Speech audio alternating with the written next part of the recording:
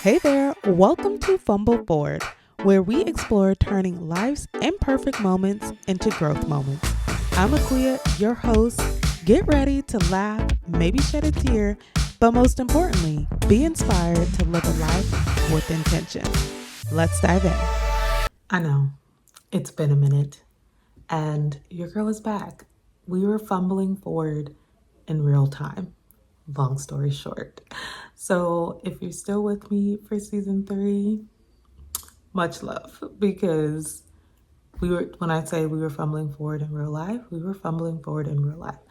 But nonetheless, I'm happy to be back. Gonna be changing some things up to give you all something worthwhile for season 3. Okay, and I want us to keep the momentum of something that I'm experiencing or something new. And I started a new journey to become a remote online notary. So, yes, your girl is officially a remote online notary through the state of Florida. And you're going to know why I'm telling you that a little bit later with this episode, talking about my entrepreneurship journey. Did I see the red flags? The lessons I've learned? Would I do it all over again? All that good stuff.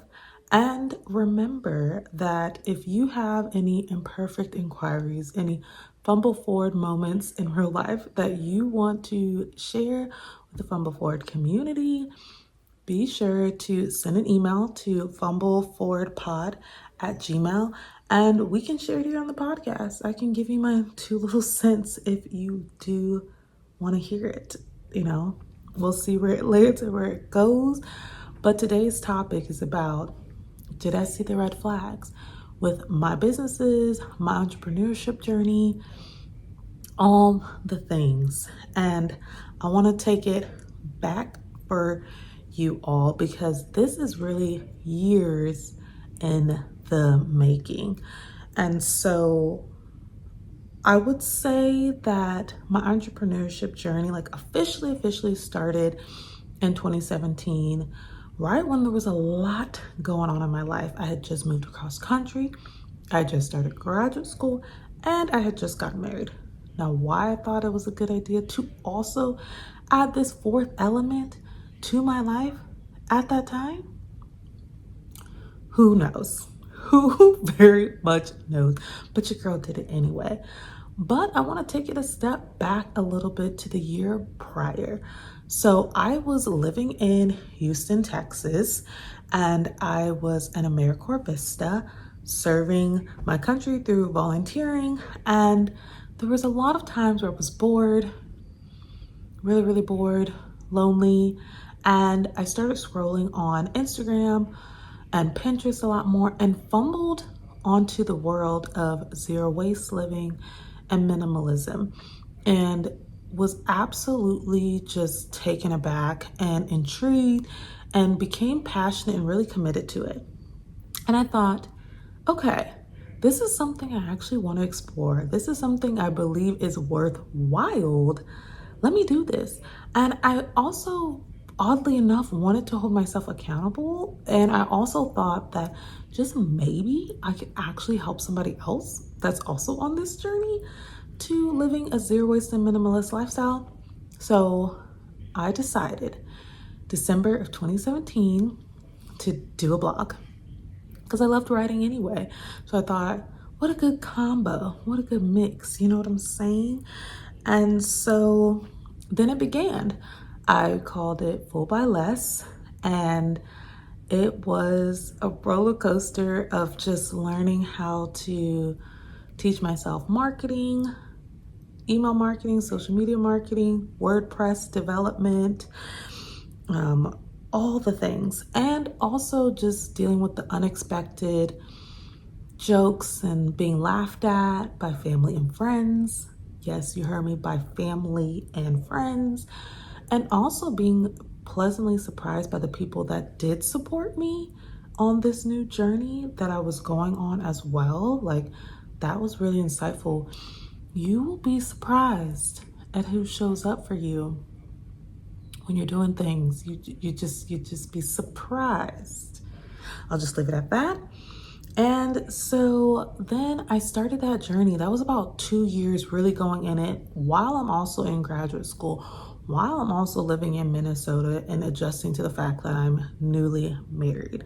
So that was the first 2 years, and it was a lot of time, so much time, literally hundreds of dollars invested, even got investments from my mom. Like, there was money spent in this business trying to make it be profitable, and also get my mission across, because as much as I was passionate about what I was doing, I was also wanted to make my money. I wanted to secure the bag. I wanted to get some coins. Okay.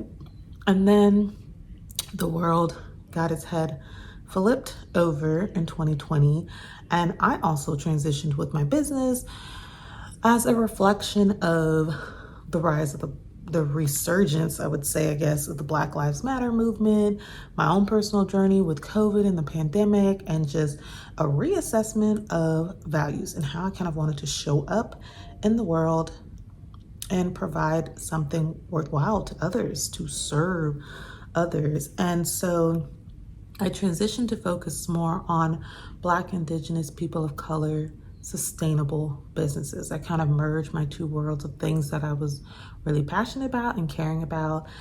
And so I created a search engine online called AYO Business Finder, where there was over hundreds of sustainable businesses by people of color.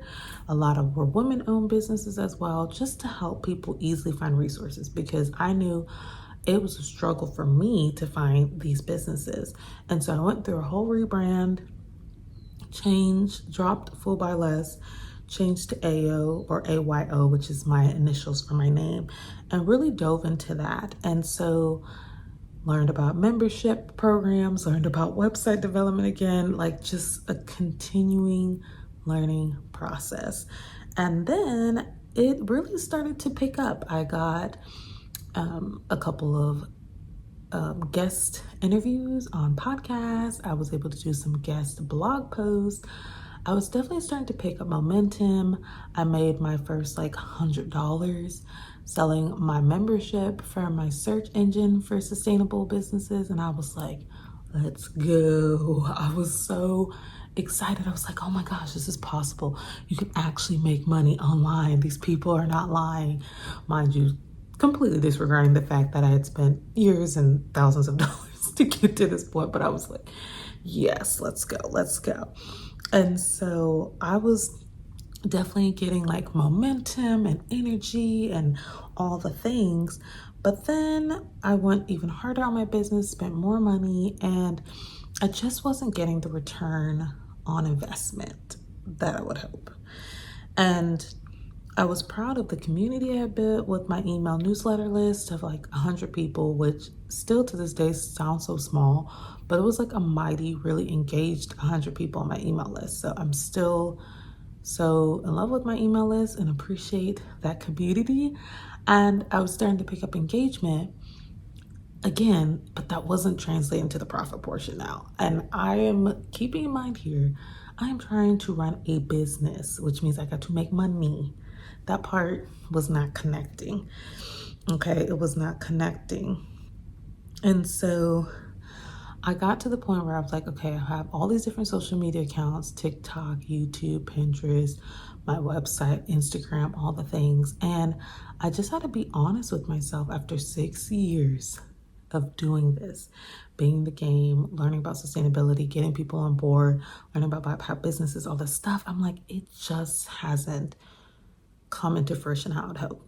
And I had to have an honest conversation. And I decided that, okay, it's time. It's time to close this chapter and close it on a beautiful note.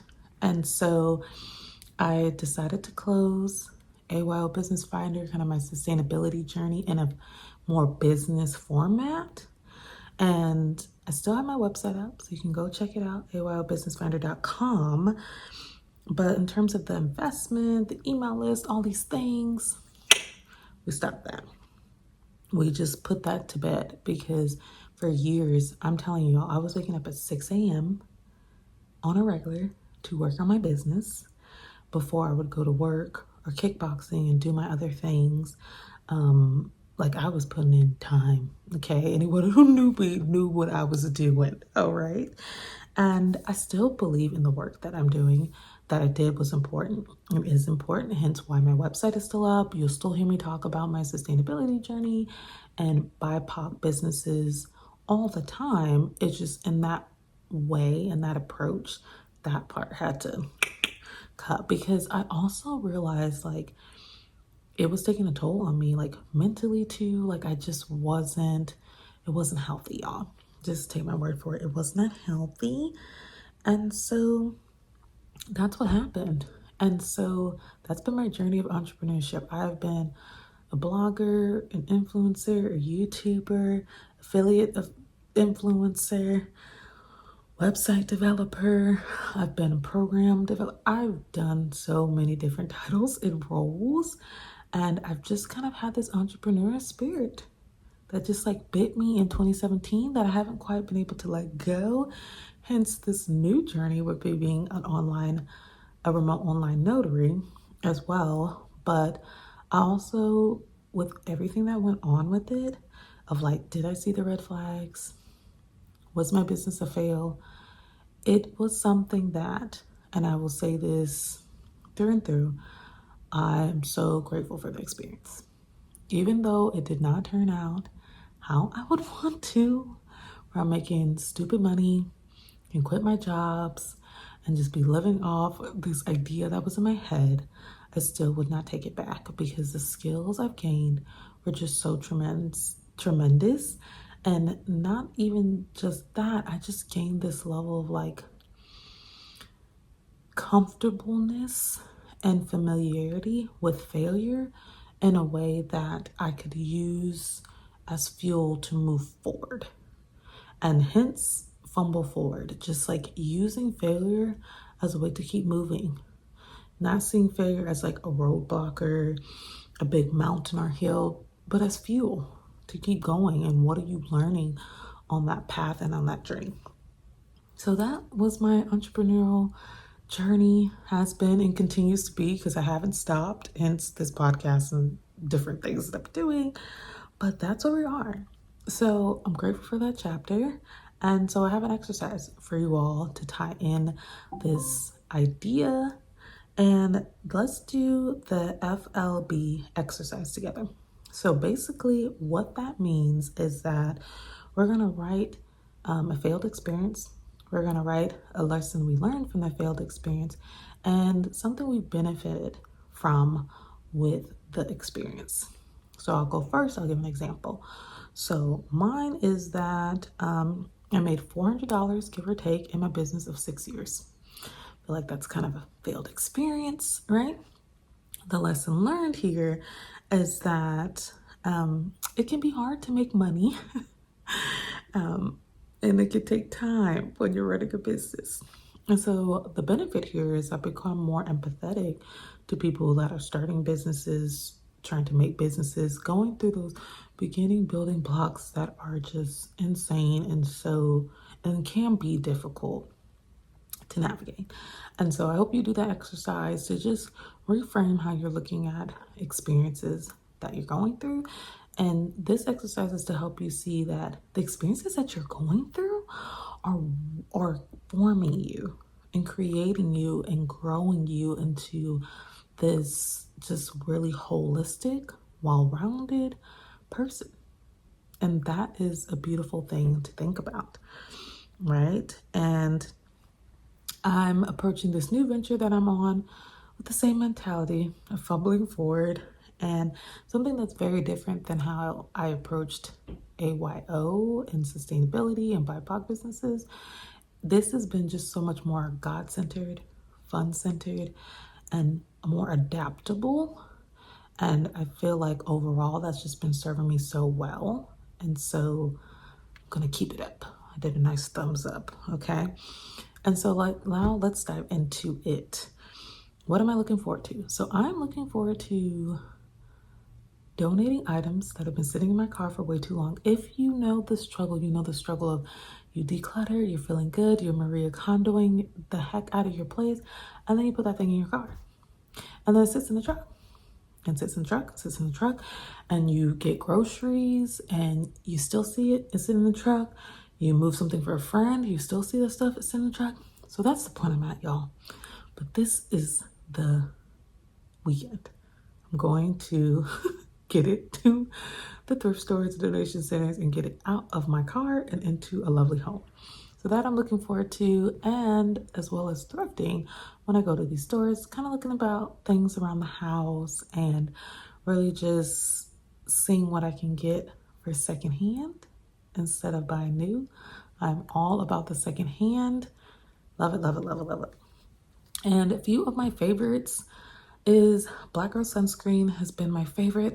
That has been my go-to for the summer months, absolutely. As well as Kobe Lip Balm, which is great. And that's Black male-owned, sustainable as well, which is really, really cool. And then I've really been enjoying Real Paper.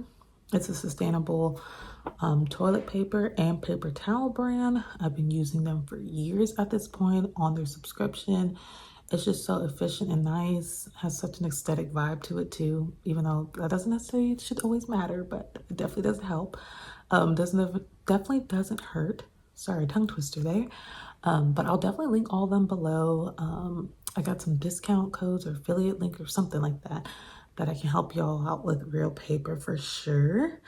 And you know, if you have a friend that's starting a business venture or going through the trenches of a business venture, send this episode to them. Let this be encouragement for them, or just give them insight of like where they need to go, where they need to invest their energy, all the things. And hopefully it really can make a difference. Like you can be the friend that makes a difference for your friend, right? So make sure to subscribe to this podcast. I'm dropping episodes. It's going to be a little shorter, quicker, but we are going to get episodes out for season 3. Okay, we're gonna do this. But like always, thank you for listening to this episode. Thank you for hanging in there with me. More episodes to come, and until next time. Look at you. You stayed with me to the end. You're the best. Good thing is, it doesn't have to stop here. Dive into another episode and continue the ride.